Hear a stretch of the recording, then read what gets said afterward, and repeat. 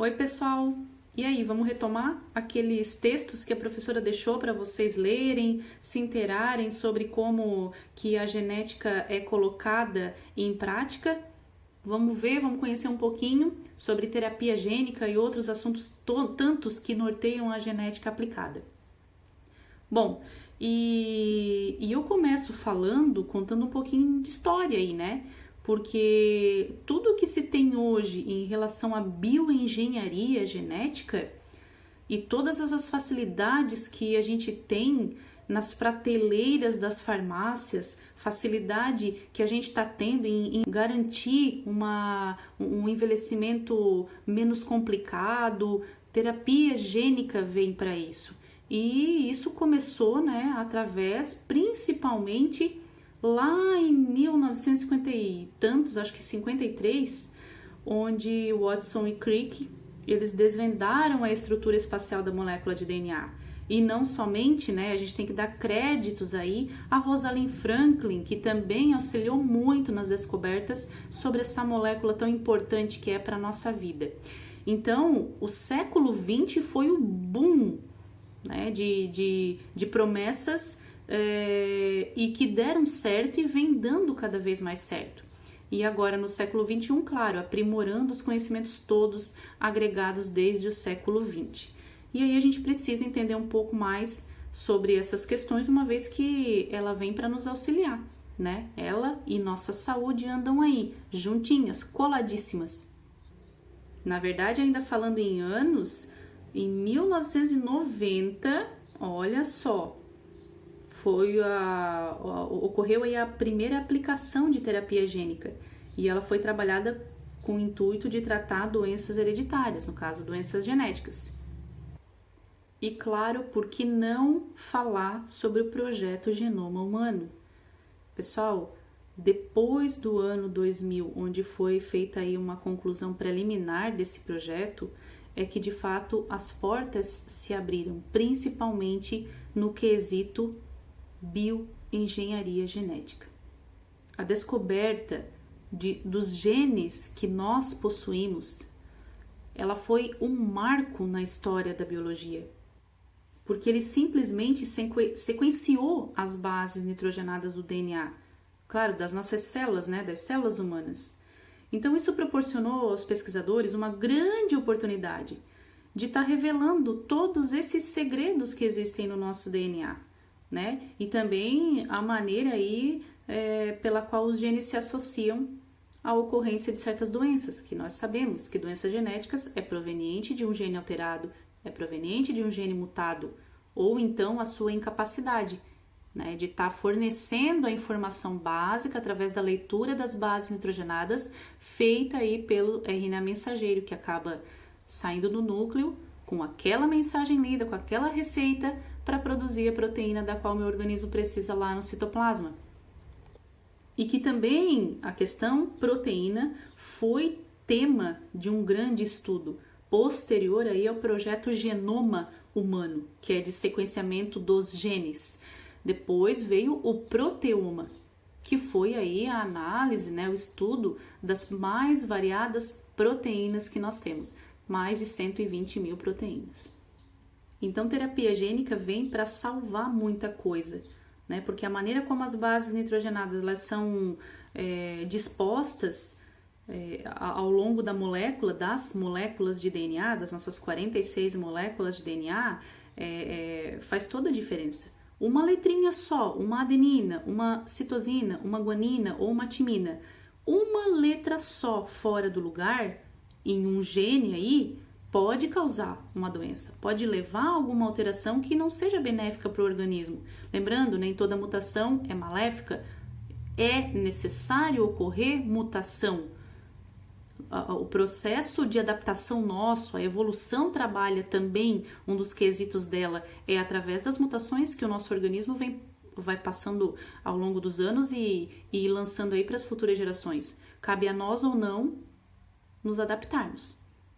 E se a gente se adaptar, a gente vai passar pelo crivo da adaptação, pelo crivo da seleção natural e ela se fixa na gente como sendo algo positivo. Então, mutação é bom. Mas existem as doenças que a gente sabe, né? Provenientes da mutação de alguns genes. Então, esse projeto, que é o Projeto Genoma Humano, ele veio numa hora maravilhosa e através dos conhecimentos obtidos por esse projeto, que envolveu cientistas do mundo todo, e foi estudado por muitos e muitos anos aí, né? Não muitos, mas enfim, levou-se um tempo. Saber da sequência dessas bases em todos os trechos competentes a todos os genes abre a possibilidade de que, se algum gene tiver alterado, existe a possibilidade de eu tratá-lo, né? Nem que seja de uma maneira terapêutica. Isso é terapia gênica.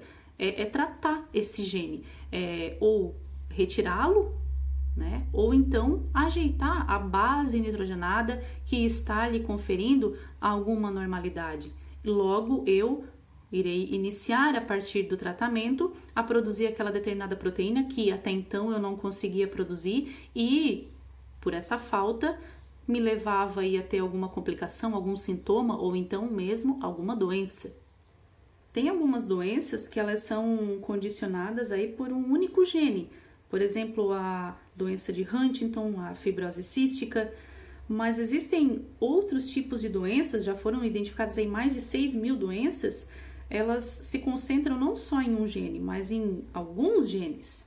Olha a gravidade das doenças, olha só o detalhamento que a gente está querendo chegar delas. E para vocês terem ideia, o diabetes, a diabetes, por exemplo, e as doenças cardíacas, elas são meio que um enigma ainda para a ciência, porque não houve ainda uma descoberta satisfatória pela ciência em alegar que ela está presente em um gene, única e exclusivamente. Isso aí pode envolver dieta, pode envolver hábitos de vida, fatores ambientais. Lembra quando a gente trabalhou dos fatores ambientais, a questão aí do nosso fenótipo? O ambiente pode transformar algo que antes, até então, eu nasci com ele perfeito, mas eu posso, conforme o meu estilo de vida, alterar e aí desencadear algum sintoma, desenvolver alguma doença. Então, essas questões aí que envolvem a genética é um mundo de informação. Então, pessoal, o primeiro texto que eu pedi para vocês lerem aí fala sobre a Anvisa, que é a nossa Agência Nacional de Vigilância Sanitária, que tudo tem que passar por ela, inclusive essas questões genéticas também, se é possível ou não aplicar na população brasileira. Então, a Anvisa aprova a primeira terapia gênica no Brasil.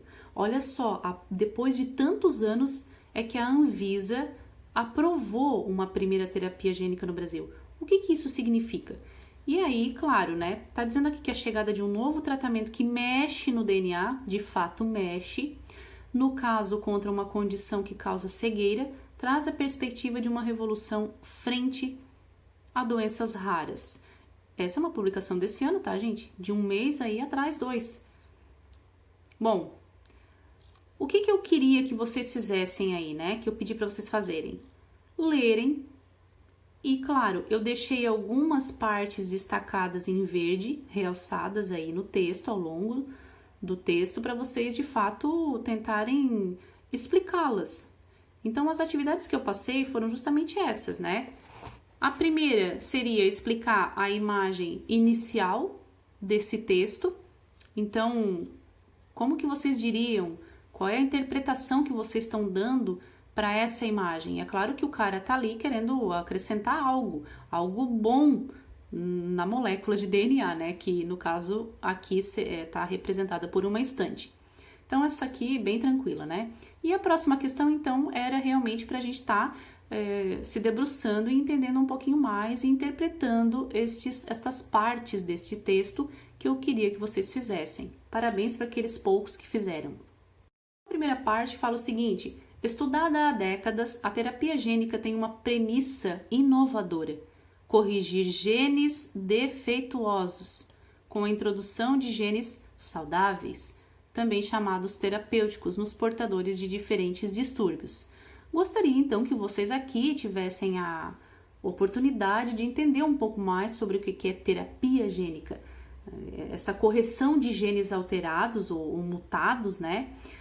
que ela consegue estar trabalhando. É um tratamento, na verdade, proporcionado aí dentro da bioengenharia, que está sendo muito promissora, e que ela trabalha nessa questão de introduzir genes bons. Mas aí, como é que esse processo é feito na prática, né? Como é que a terapia gênica é feita? Ela tem seus recursos.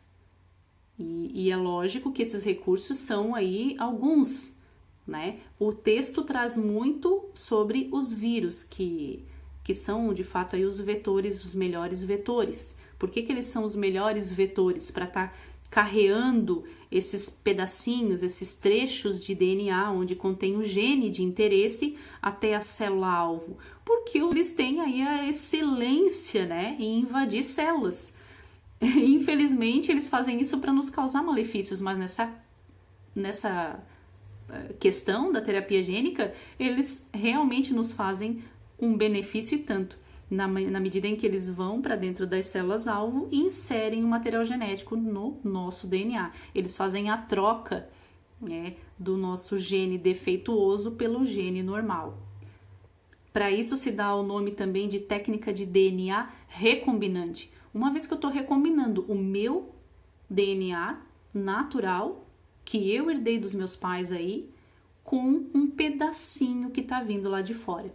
Então, isso é DNA recombinante e existe essa técnica aí de clivagem, cortes com tesourinhas aí, que são algumas enzimas que fazem esses cortes na nossa molécula, introduzindo, retirando o gene ruim, introduzindo o gene bom. Então, vamos dar uma olhadinha como que isso funciona na prática? Então, pessoal, o que é a técnica do DNA recombinante, já que esse é o princípio para se fazer terapia gênica? Vocês estão me vendo ali atrás, né? É assim, gente, é no improviso mesmo. É conforme o que a gente tem disponível em casa para fazer essas aulas para vocês. Mas eu me divirto até, eu gosto. Vamos lá, vamos entender como é que funciona aí a técnica do DNA recombinante, então. Bom, aqui tá o meu DNA, né? Meu DNA normal. Esse aqui, alguém trouxe esse gene que para mim é o meu gene de interesse. E por conta desse gene de interesse aqui ser outro, porque o que eu tenho aqui no meu DNA não é circular, né, pessoal? Vamos combinar que esse DNA aqui é um DNA lá de um plasmídio de uma bactéria, que ele é circular. Mas é só para representar, tá? Vamos supor que aqui seja a nossa molécula aí de DNA.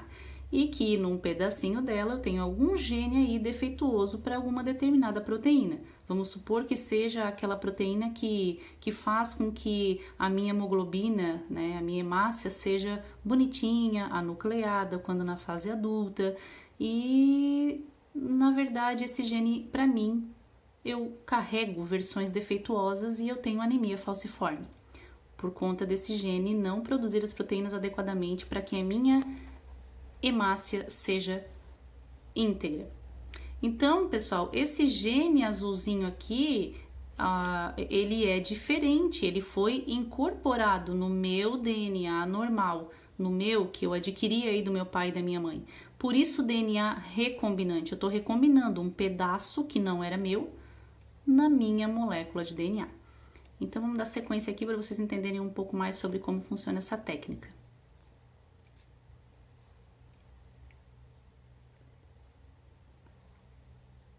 O que acontece, né? Primeiro, eu tenho que ter aí as minhas ferramentas. Qual é uma das ferramentas aí? Fora, claro, meu DNA em si, que é o que vai sofrer, né? Com a terapia gênica, com o DNA recombinante. Eu tenho uma enzima chamada enzima de restrição, que é uma tesourinha e que funciona para cortar partes específicas do meu DNA, que é justamente cortar aquele trecho daquele gene que compete àquele gene que eu tenho que é defeituoso. A partir do corte feito por essa enzima de restrição, vem o DNA de interesse, transportado ou por vírus. Uma paradinha aí para a gente falar quais são os principais vetores, os carreadores desses genes de interesse até a nossa célula-alvo, né? Até o nosso núcleo, o núcleo da nossa célula-alvo. Podem ser os próprios plasmídios, uma vez que foi descoberto neles, né? Essa questão toda aí de poder se fazer terapia gênica. Plasmídios são DNAs extracromossômicos, DNAs que existem fora do DNA cromossomal da bactéria, né? E que conferem a ela resistência, por exemplo, a antibióticos. Então, podem ser utilizados plasmídios para carregar esse gene de interesse, podem ser utilizados aí vírus, eles são os mais estudados e a gente já sabe por quê, a professora já falou anteriormente. Então, estes são os principais vetores, tá? Continuando, ele é inserido. Após a sua inserção, vem uma outra ferramentinha chamada DNA ligase, que funciona, na verdade, como sendo uma cola, porque ela vem colando, ligando as partes desse trecho diferente. E aí, agora, eu tenho aí a inserção já praticamente recombinada.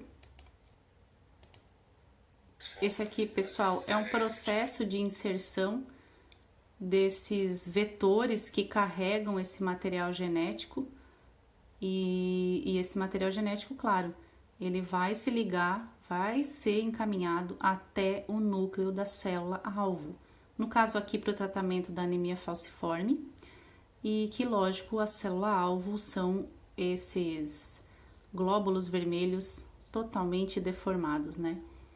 Então, aí, o transporte se dá através de vírus que fazem com que esse material genético chegue até a molécula de DNA e ele vai ser aí inserido. Então, aqui uma imagem, né, relatando a presença de um vírus. E esse vírus está carregando esse material genético, já que eles são especialistas aí em invadir células, e eles acabam carregando esses pedaços, esses trechos, esses genes de interesse e levando eles até o seu cromossomo, né? No caso, a sua molécula de DNA, lá no respectivo pedaço que é onde se encontra o gene alterado, o gene mutado. E aí, após, é lógico que ele sai, ele não agride a célula, porque ele só está servindo aí para carregar realmente esses genes de interesse. Então, pessoal, terapia gênica é isso. É eu estar inserindo um gene perfeito para aquela determinada característica que para mim está sendo ruim. E ele é feito aí através, utilizando-se aí desses materiais, né? Dessas matérias-prima, que são os vírus ou os plasmídios, para poder carregar e levar os genes de interesse. Então, esse aqui era o primeiro pedacinho que eu queria que vocês explorassem. Depois, mais lá para baixo, eu estava falando ali, né, sobre corrigir essa deformação genética com terapia gênica, também abordamos ali. E a questão de manipular os genes. E aqui eu gostaria muito que vocês abordassem essa questão com um olhar mais crítico, mais apurado, mais centralizado, porque aqui é onde mora o perigo. Por que eu digo isso? Porque quando se trata de mexer, interferir, cutucar na nossa essência, que é o nosso DNA, tem que pensar 2, 3, 4 vezes, né? Porque não é como tu ir lá e fazer um exame da glicemia, né? Não é nem um exame, é picar aí o teu dedinho para ver qual é o teu, em que situação está o teu índice glicêmico no teu sangue. Tu vai mexer no teu núcleo celular, mais precisamente na molécula de DNA. Isso é o que leva muitas pessoas, que são os que de fato dizem se pode ou não acontecer aí os tratamentos no Brasil, por exemplo, a Anvisa, a pensar, repensar, exigir mais estudos. E não é bem assim tu trabalhar com terapia gênica. Não é querer chegar e fazer terapia com tudo. Eu queria tanto meus olhos azuis, então eu vou lá mexer, né, para ver se eu consigo ter os olhos azuis. Não é assim. É para doenças raras, é para casos específicos. E a bioengenharia, através da técnica de DNA recombinante, ela traz essa possibilidade, mas não para corrigir qualquer defeito, entre aspas, que você acha que o teu corpo tenha. Então, de fato, há uma grande preocupação pelas autoridades, pelos grandes entendedores do assunto, quanto às questões imunes. Como é que o teu corpo vai reagir? Né? Como é que o teu sistema imunológico vai reagir com a introdução desse vírus que vai lá entrar na tua célula? Como assim? Ele vai entrar, ele vai achar uma porta de entrada tranquila e uma porta de saída tranquila? Como que o teu sistema imunológico vai trabalhar isso? Qual vai ser a resposta dele? Visto que tem alguém entrando dentro de mim e tentando fazer alguma manipulação com a minha molécula de DNA. Então há uma grande preocupação com isso e também há uma grande preocupação com relação à manipulação do próprio genoma, que hoje se faz muito bem, obrigada, em células somáticas. Tudo certo? Já existem até protocolos aprovados para estudo clínico, para estar trabalhando realmente na aplicabilidade disso e no bom funcionamento aí. Mas em linhagens germinativas, essa questão ainda está meio que parada, né? Eu não consigo manipular gametas. Eu posso manipular células somáticas, mas células germinativas ainda é um grande ponto de interrogação para a ciência. Acredito eu que para a ciência nem tanto, como é para as autoridades, como é para aquelas pessoas que de fato caneteiam lá, né, autorizando a fazer esses procedimentos. Então, pessoal, para se ter essas vantagens todas dentro da bioengenharia, existem alguns exemplos aí, né? Eles utilizam células tronco pluripotentes, que são aquelas células tronco. Eu vou mostrar para vocês. São essas aí, pessoal. Lembram do ano passado, quando a gente estudou o reino animal e eu comentei com vocês sobre um pouco da parte do desenvolvimento embrionário? Nós somos aí, viemos de um zigoto, que em cerca de 8, 16 dias a gente forma um blastocisto, que é esse aglomerado de células, né, aqui. Então, esse aglomerado de células eu chamo de células pluripotentes, são células embrionárias que podem se transformar não em todos os tipos de tecidos do corpo, mas em alguns tipos, como neurônio, células musculares, as células sanguíneas.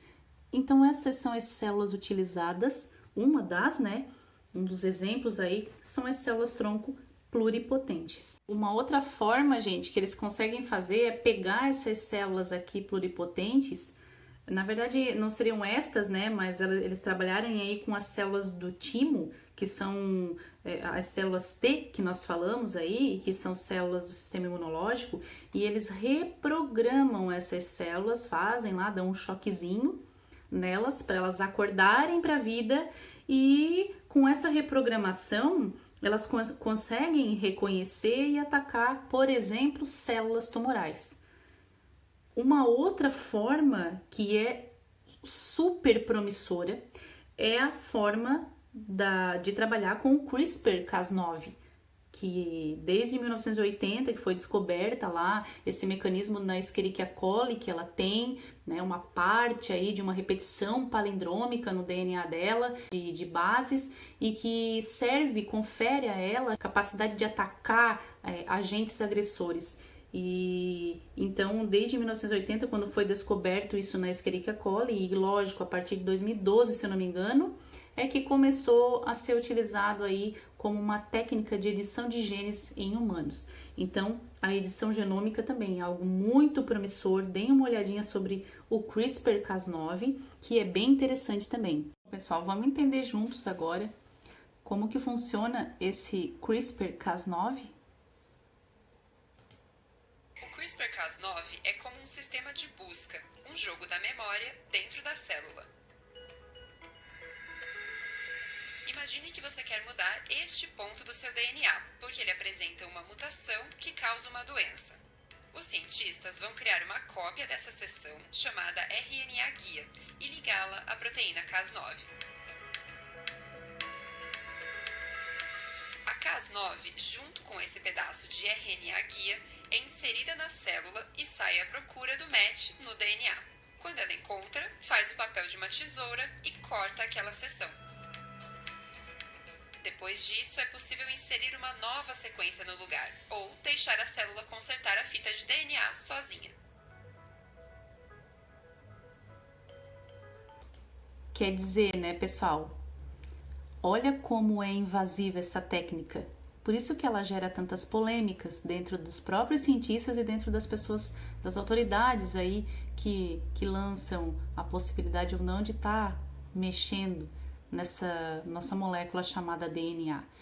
Então, gente, não é em qualquer parte do corpo que a gente está mexendo, né? Nós estamos trabalhando em nível de vida, DNA, material genético, que é o que nos possibilita sobreviver. Condiciona a produção das nossas proteínas todas, já que o meu corpo é um mundo de proteínas. Hormônios são proteínas. A minha pele é formada por proteína, minha unha, meu cabelo, meu olho, a melanina que faz parte aí da proteção dos raios solares produzidas por células abaixo das nossas primeiras camadas da pele, é produzida através da leitura do nosso código genético. Então, proteínas que a gente tem tanto estrutural quanto funcional. E aí vem uma técnica dessas, lógico, maravilhosa para poder curar determinadas doenças, claro, para isso é possível e a ciência está demonstrando que é possível isso. Mas ainda existe aquele outro lado, aquele outro olhar que é o... E aí, se der errado?